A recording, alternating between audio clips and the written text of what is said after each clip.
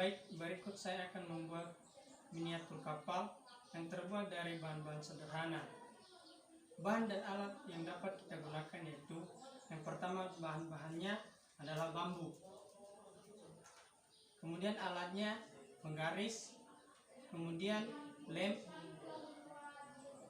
pulpen, gunting, dan pisau.